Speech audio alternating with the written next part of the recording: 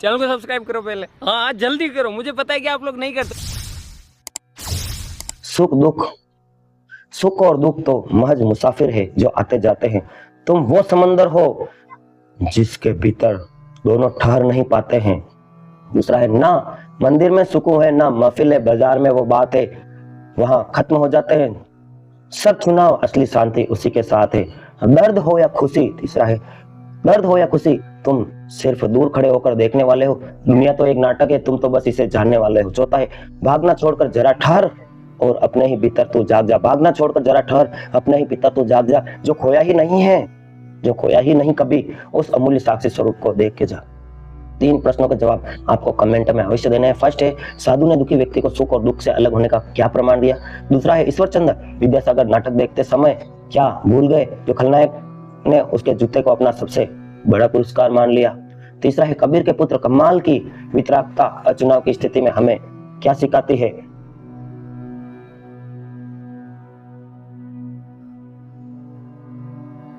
एक व्यक्ति था, एक अंधेरी रात में एक पहाड़ी के किनारे एक साधु ने उसे पकड़ा। वो आत्महत्या करने जा रहा था। अंधेरी रात थी, बरसात के दिन थे। एक पहाड़ी के किनारे नीचे के गड्ढे में गिरकर वो आत्मघात करने को था। बीच बीच में बिजली चमकती थी। उस साधु का झोंपड़ा था, वो वहां गया। उस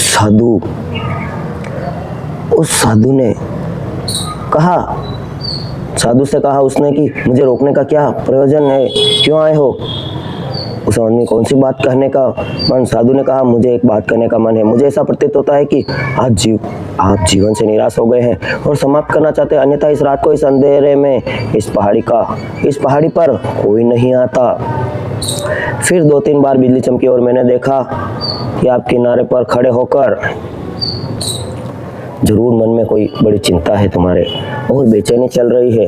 उस व्यक्ति ने कहा, निश्चित है मैं बहुत दुखी हूँ, दुख में जीना ठीक नहीं, मैं अपने आप को समाप्त करना चाहता हूँ। साधु ने कहा, आप समाप्त करना चाहे तो जरूर करें, लेकिन 1-2-3 बातें मैं आपसे पूछ लूं, क्या कभी आप सुखी थे। उसने कहा, निश्चित ही, अच्छे दिन थे मेरे और मैं बहुत सुखी था, बहुत संपत्ति थी, फिर सब विनष्ट हो गया, अब मेरा सब नष्ट हो गया है।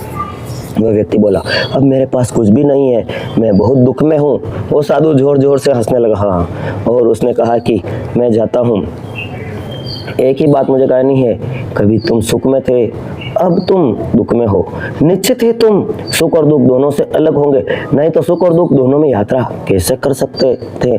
मैं भी इस गांव में था, अब दूसरे गांव के बाहर आ गया हूँ, फिर तीसरे गांव में जाऊंगा, थोड़ी देर बाद चौथे गांव में जाऊंगा।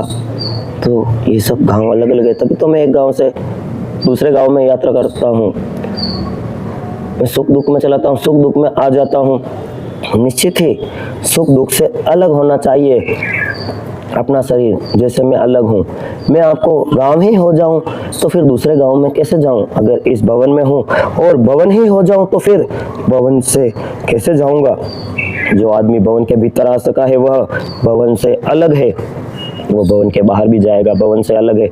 हम सुख में जाते हैं, दुख में जाते हैं, राग में जाते हैं, विराग में जाते हैं, भोग में जाते हैं, त्याग में जाते हैं। दोनों ही परिस्थितियां इस बात की सूचना करती है कि हम अलग है, हम पृथक है, हमारा भेद है। हम तो केवल दृष्टा हैं, हमारा भेद है, हम अलग अलग है। हम जिन परिस्थितियों से गुजरते हैं उसमें हमारी पृथकता है। जीवन में अनुभव का और कोई अर्थ नहीं होता। अनुभव का एक ही अर्थ होता है कि अनुभव के भीतर हम उसको पहचान ले तो अनुभव से भिन्न और पृथक है।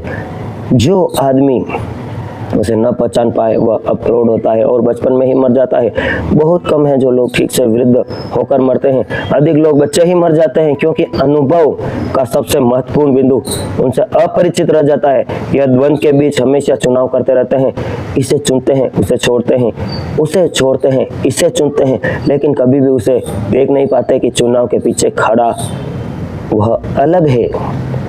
द्वंद्व के बीच उसका बोध जो कि द्वंद्व से पृथक है। एक आदमी दुकान पर बैठा रहता है, अभी सुबह में किसी मित्र से बात कर रहा था, दुकान से उब जाता है तो वहां मंदिर चला जाता है। जब दुकान पर बहुत ज्यादा उब जाता है तो मंदिर चला जाता है, दुकान से घबरा जाता है तो मंदिर में बैठ जाता है। जाकर सोचता है कि मंदिर में थोड़ी शांति मिलेगी। वो शांति मंदिर की नहीं है, क्योंकि मंदिर का पुजारी वहाँ प्रार्थना करके 24 घंटे मंदिर में रह रहा है। वह खुद उब जाता है। कोई कोई तो शराब खाने चला जाता है, कोई होटल में चाय पीने भी चला जाता है। देखा होगा आपने, दुकानों पर बैठकर कोई कोई गपशप करने लगता है। जो हिमालय से भी बोर हो जाते हैं लोग, यहाँ संसार सूख गए हिमालय पे जाते हैं, जो संसार से सूख गए वो हिमालय पे जाते हैं, और हिमालय पर भी कुछ दिन रहकर वापस शहरों में आ जाते हैं। लेकिन जो आदमी दुकान से घबरा के मंदिर जाता है, मंदिर से घबराया हुआ आदमी दुकान पर जाता है गपशप करना, ये कभी इस विचार को उपलब्ध नहीं होते कि वह जो हमारे भीतर है तो दुकान और ना मंदिर में है। दुकान को मंदिर से कैसे बदलोगे? आदमी ने वही कहा, वही रहा है। जो भीतर हमारा स्वरूप है वह भीतर हमारा साक्षी है, और जो भीतर हमारा चैतन्य है उस चैतन्य में प्रतिष्ठित होना है, और उसकी प्रतिष्ठा में शांति उपलब्ध होगी। लेकिन जब तक हम विकल्प को चुनेंगे, अल्टरनेट चुनेंगे, तब तक कोई शांति नहीं हो सकती। न भौतिकवाद में, न अभौतिकवाद में, न संसार में, न मोक्ष में। इन विरोधी विकल्पों में जब तक हमारा चुनाव करता रहेगा हमारा मन, जब तक हमारी कोई चॉइस होती रहेगी, तब तक स्वाभाविक है कि हमारे जीवन में कोई शांति ना आएगी। शांति का संबंध चॉइस लेस हो जाने से है, इच्छा लेस होने से, चुनाव से मुक्त हो जाने से। आप कहेंगे ये कैसे हो? ये कैसे होगा कि हम चुनाव से मुक्त हो जाए, हम चुनाव ना करें? ये कैसे हो? ये कैसे हो? यह निश्चित हो सकता है अगर हम उस तीसरे बिंदु के प्रति थोड़ा जागरण लाए और उस तीसरे अनुभव को करना शुरू कर दें। जैसे जीवन भर रोज जो घटनाएं घट रही है, जो उसमें कभी बीमार पड़ते रहेंगे, कभी इस मित्र को देखने गया, कभी सिर में बहुत दर्द था, मैंने उससे कहा यह तो अच्छा मौका है। उस वक्त एक प्रयोग करें, अपने भीतर देखने की कोशिश करें कि जो दर्द हो रहा है वो किसे हो रहा है। जिससे दर्द अनुभव हो रहा है वो अलग है, एक जिससे दर्द की प्रतीति हो रही है, अनुभूति हो रही है, वह अलग है, दर्द के साथ एक है। उन्होंने आंख बंद की, 5 मिनट कहा।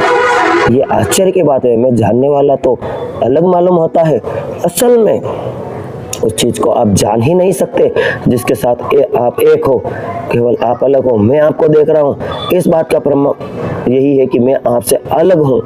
आप नहीं देख रहे आपको या नहीं देख सकते, आप अपने को नहीं देख पाते, यह अन्य होगा। आप जिसका भी अनुभव कर सकते हो वो अलग है, वो आपसे पृथक होगा, वह आपसे पृथक होगा।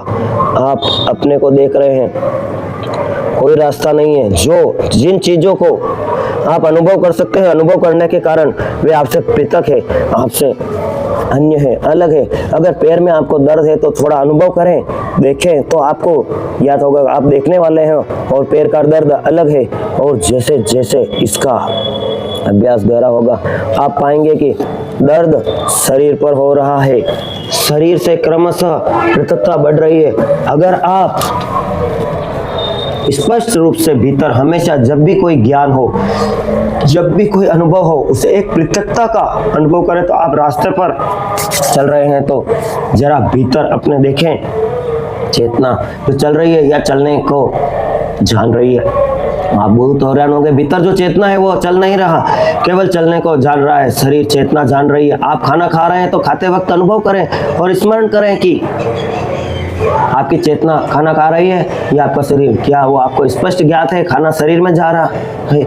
चेतना उसका अनुभव घर पर देख रही हो, जान रही है। चेतना का केवल लक्षण है, जानने के अतिरिक्त उसमें कुछ नहीं बदला, जानने के अतिरिक्त उसमें कुछ नहीं। लेकिन जानने के साथ अगर बोध ना हो तो हम जानते हैं कि उसी के साथ आइडेंटिटी हो जाता है, तादात्म्य हो जाता है। इस फिल्म को देखने का आप जाते हैं, फिल्म को देखने या नाटक देखने जाते हैं, फिल्म पर पर्दे या कोई कहानी चलती है, कोई कहानी चलती है, कथा अगर दुखद हो तो आप रोने लगते हैं, आप देखने लगते हैं, वहीं भूल जाते हैं पर्दे पर कुछ भी नहीं हो रहा। एक आइडेंटिटी हो जाती है, एक तादात्म्य हो जाता है। वहाँ जो अभिनय हो रहा है वो केवल एक विद्युत का खेल है, लेकिन हम उनके साथ रोते हैं, हंसते हैं।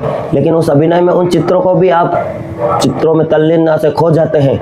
मैं केवल दर्शक हूँ, अनुभव कर सकते हैं, मैं भी भोक्ता हो गया। लोग नहीं, बड़े बड़े लोग विद्यासागर के बाबत एक घटना है। उससे पहले आप चैनल को सब्सक्राइब कर लें। और लाइक कर लिया तो शेयर भी कर ले, फिर वीडियो पे आ जाए। Video sponsor Shri Dwarikadhish electric, TYT news and Dhyan Yogi motivation, आपका सबसे फेवरेट चैनल। ईश्वर चंद्र विद्यासागर का नाम आपने सुना होगा। बड़े विचारशील व्यक्ति थे, बड़े पंडित थे। एक नाटक को देखने गए थे। एक स्त्री के पीछे पड़ा था एक गुंडा, उसे परेशान कर रहा था। खलनायक था, हर तरह से परेशान करता। विवेकानंद बड़े सद्व विचारक थे, तो ये भूल गए कि नाटक देख रहे हैं। उन्होंने इतना गुस्सा आया, उस आदमी परेशान कर रहा है, उसके अनैतिक काम कर, उसने जूता निकाला और फेंक के मारा पर्दे पर। जूता नाटक में खलनायक को पीट पीट के मार दिया। भूल गए कि मैं केवल देखने वाला हूँ, मात्र जो दिखाई दे रहा है वह नाटक है। खलनायक उससे कहीं ज्यादा समझदार सिद्ध हुआ। उसने जूते को सिर पे लगाया और उसने कहा, इससे बड़ा पुरस्कार मेरे को आज तक नहीं मिला, क्योंकि मेरे अभिनय को इससे ज्यादा सच कभी माना ही नहीं गया। और इतने बड़े आदमी ने उसके सत्य मान लिया और मेरे ऊपर जो कृपा धन्य होगी, लेकिन इस जूते से बड़ा मेरा आज तक मुझे कोई पुरस्कार नहीं मिला। वो बहुत घबराए, पसीने पसीने हो गए, क्षमा मांगने लगे। मैं भूल गया, बड़े से बड़ा आदमी नाटक में खो सकता है, हम भी खो सकते हैं। वैसे ही चित्र पर भी अनुभव का एक नाटक निरंतर चल रहा है। सुख आते हैं, दुख आते हैं, वर्षा आती है, जाती है, गर्मी आती है, शीत आती है, परिवर्तन होते हैं, छाया आती है। ये जीवन सिर्फ एक डायरेक्टर का खेल है, जो ऊपर वाला हमारा डायरेक्टर, और हमारी कहानी किताब पूरी लिखी जा चुकी है। ये वीडियो जो आप स्टेप बाय स्टेप देख रहे हैं ना, पहले बन चुकी है। इसका अंतिम पार्ट और फर्स्ट पार्ट अभी भी मौजूद है। इसी प्रकार हमारा भूत, भविष्य, वर्तमान पहले से मौजूद है। अंधेरा रह जाता है हमारा चित्त के पर्दे पर, बहुत से परिवर्तन। यही अष्टावक्र गीता में भी मैंने आपको लास्ट वीडियो में समझाया था। आप योगी प्लेलिस्ट में देख सकते हैं, ध्यान योगी मोटिवेशन की। चित्त तो एक बड़ा सजीव यंत्र है, बड़ा सचेतन, बहुत ही सेंसिटिव, बहुत संवेदनशील। जो भी बाहर घटता है, जो उसे जल्दी से खबर दे देता है। पैर में दर्द होता है, चित्त खबर देता है कि पैर में दर्द होता है। सिर में तकलीफ होती है, चित्त खबर देता है सिर में तकलीफ हो रही है। कोई गाली देता है, कोई प्रेम करता है तो कोई अपमान करता है, कोई सम्मान करता है। चित्त खबर देता है कि ऐसा हो रहा है। चित्त एक अत्यंत संवेदनशील यंत्र है, जो खबरें दे रहा है पूरे वक्त। उस खबरों में हम जो भीतर जानने वाले हैं, प्रत्येक खबर से अलग और खबर के साथ जुड़ जाते हैं, अपने को एक समझ लेते हैं। अगर आप मेरा एक बात समझ लेता हूं कि मेरा सम्मान हुआ, आप सम्मान करते हैं, तो कि कुछ लोग सम्मान कर रहे हैं तो मैंने उसे पकड़ लिया और समझा कि सम्मान हुआ, जबकि मैं केवल सम्मान करने वाले लोगों को और सम्मान को देखने वाला हूँ। मैं केवल साक्षी हूँ। अगर कोई अपमान कर रहा है तो चित्त खबर देता है कि अपमान किया जा रहा है, और मैं समझ लेता हूँ कि मेरा, जबकि मैं केवल जानने वाला हूँ। सम्मान आता है, अपमान आता है, सुख आता है, दुख आता है, मैं केवल जानने वाला हूँ। तीसरा बिंदु हूँ जो केवल जानता है। अगर जीवन में सजगता से, सचेतता से, होश से अगर हम अपने अनुभव से गुजरें, तो आप पाएंगे आपका अनुभव ही आपको अनुभव से मुक्त करने का मार्ग बन जाता है। सत्य को पाने के लिए, स्वयं को पाने के लिए संसार से कहीं भागने की जरूरत नहीं, बल्कि संसार के बीच जो अनुभव हो रहे हैं उनके बीच झागने की जरूरत है। भागना नहीं, जागना है। बिंदु है साधना का। भागने वाला नहीं जाग नहीं सकता, भागने वाला जाग नहीं सकता, क्योंकि वह जो अनुभव के साथ अपने को एक मानकर घबरा जाता। एक लड़का था, लास्ट बता रहा हूँ, एक लड़का था कमाल कबीर, बड़े त्यागी थे, बड़े विरागी थे, और कमाल कुछ अजीब का लड़का था। कबीर उससे बहुत परेशान थे, गुस्से में उसको बाहर निकाल दिया। कबीर ने कहा कि मैं अपरिग्रही हूँ। संत कबीर ने कहा, मैं घर में कोई संपत्ति नहीं रखता। और कमाल लड़का जो था, कमाल कुछ अजीब था, कुछ दे दे तो लेकर चला जाता था। जो लोग कबीर को भेंट करना चाहते थे, कबीर इनकार कर देते। बाहर कमाल बैठा रहता, उसे दे देते। प्रवृत्तियाँ नहीं चलती। देखो, इसको थोड़ी गहराई से सुने, यह लास्ट स्टोरी है, उसके बाद सेकंड पार्ट भी बनाऊंगा। लेकिन इसमें से मैं आपको प्रश्न भी पूछूंगा, क्या समझ में आया है क्या नहीं, कमेंट भी करना है। अब वापस ध्यान से सुन लो, देखो, नहीं तो 3 बार देखो। कमाल जो एक लड़का था, कबीर का कहना था कि मैं अपरिग्रही हूँ, मैं घर में कोई संपत्ति नहीं रखता। और कमाल जो लड़का था कुछ अजीब था। गाँव के लोग अगर उसे कुछ देते तो वह घर आ जाता। जो लोग कबीर को भेंट करना चाहते, कबीर इनकार कर देते। बाहर बेटा कमाल बैठा रहता, उसको दे देते, वह ले लेता। तो कबीर ने कहा, परिग्रही वृत्ति यहाँ नहीं चलेगी, तुम इस घर से अलग हो जाओ, इस झोपड़े को अपवित्र मत करो, यह सन्यासी का झोपड़ा है, तुम्हारी यहाँ कोई जरूरत नहीं, तुम्हारी वृत्ति से मेरा मेल नहीं। कबीर ने अलग कर दिया तो कमाल थोड़े दूर जाके एक झोपड़ा बनाकर रहने लगा। काशी के नरेश कबीर के पास कभी कभी आते, मिलने आए तो उन्होंने कबीर को कहा कि कमाल दिखाई नहीं पड़ता। कबीर ने कहा, उसका नाम मत लो।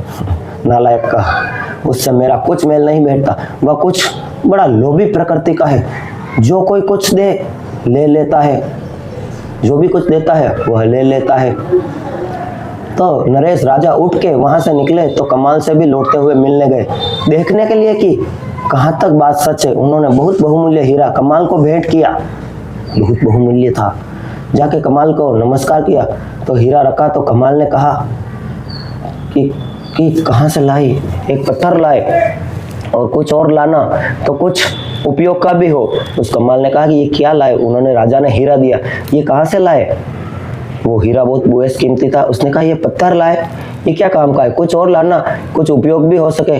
राजा ने सोचा क्योंकि यह आदमी तो कह रहा है हीरे को पत्थर, तो नरेश उस हीरे को उठाकर वापस रखने लगे तो कमाल हंसा और उसने कहा, फिर आप इसको पत्थर नहीं मानते, अभी इतनी दूर तक बोझ ढोया तो अब वापस बोझ क्यों ले जा रहे हैं, छोड़िए भी।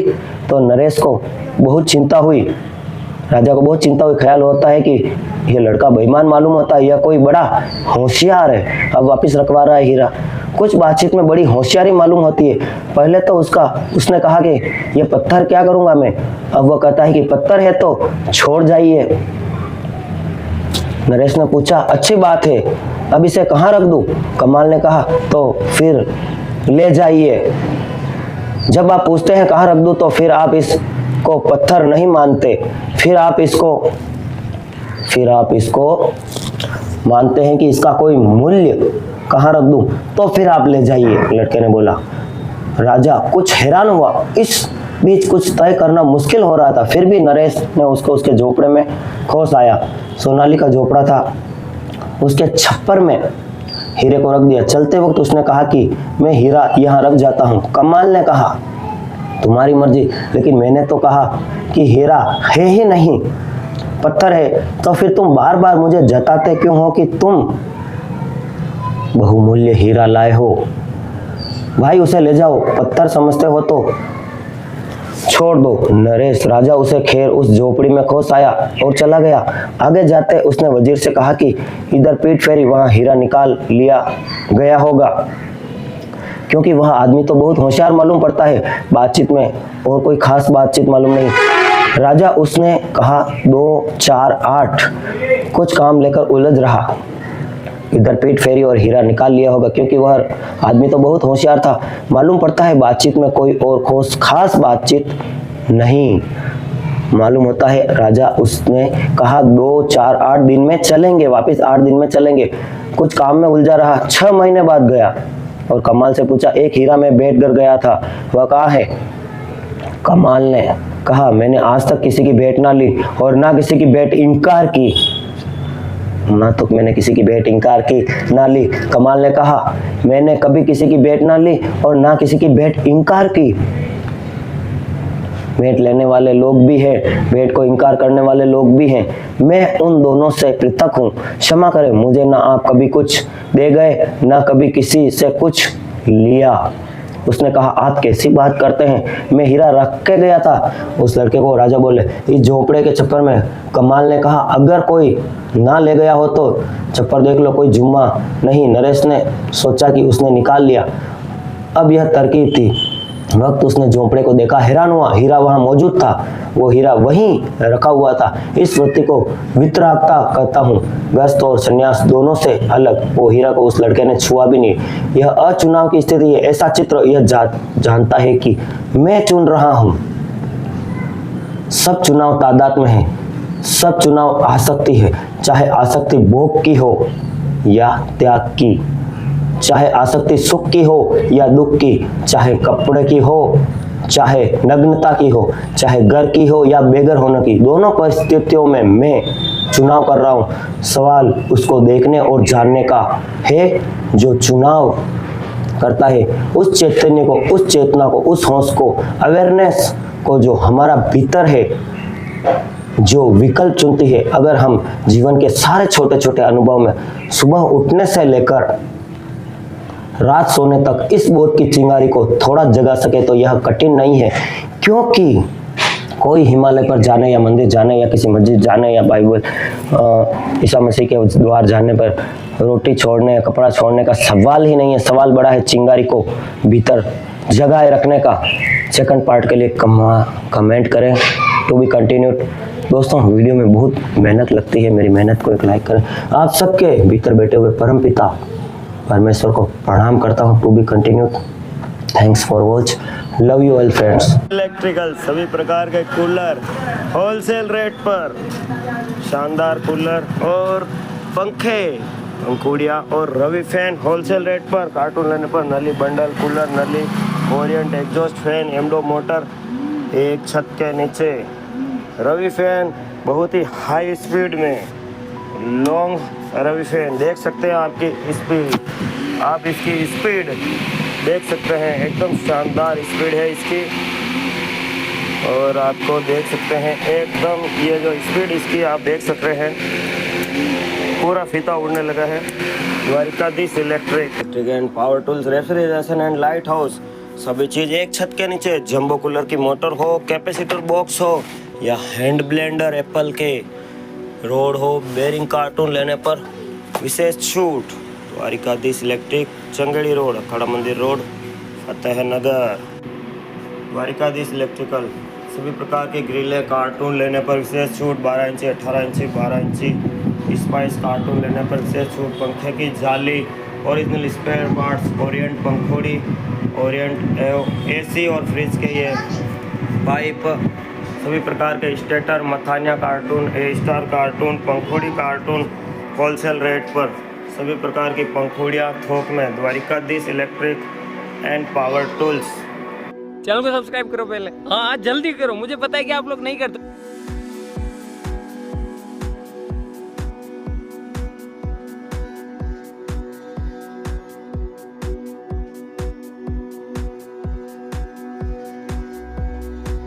आपकी हर मुस्कान, हर अपमान, हर आंसू ब्रह्मा। क्या बात, ये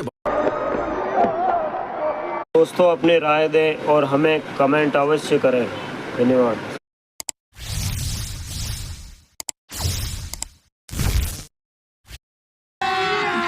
अभी मजा आएगा ना भिड़ो। House for rent. सर क्या बात है सर, क्या बात, ये बात है। अरे सर क्या बात।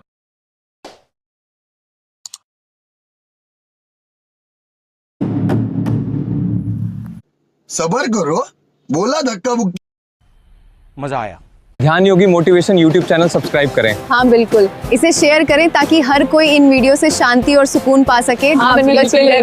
पावर टूल्स, जयपुर सिलाई के सामने, चंगेड़ी रोड, फतेहनगर। सभी प्रकार के कूलर, मोटरें होलसेल रेट पर। मथानी 12 इंची, 20 इंची कॉपर मोटर, मिक्सर, मथानी, वॉशिंग मशीन मोटर, सभी प्रकार का table fan, ceiling fan, copper और aluminium stator, sleeve, AC pipe roll wholesale rate पर। Dwarikadhish electric and power tools. आपकी अपनी शॉप द्वारकाधीश इलेक्ट्रिकल्स। यहाँ सभी प्रकार की cut off, armature, carbon, bearing, exhaust fan, पंखा।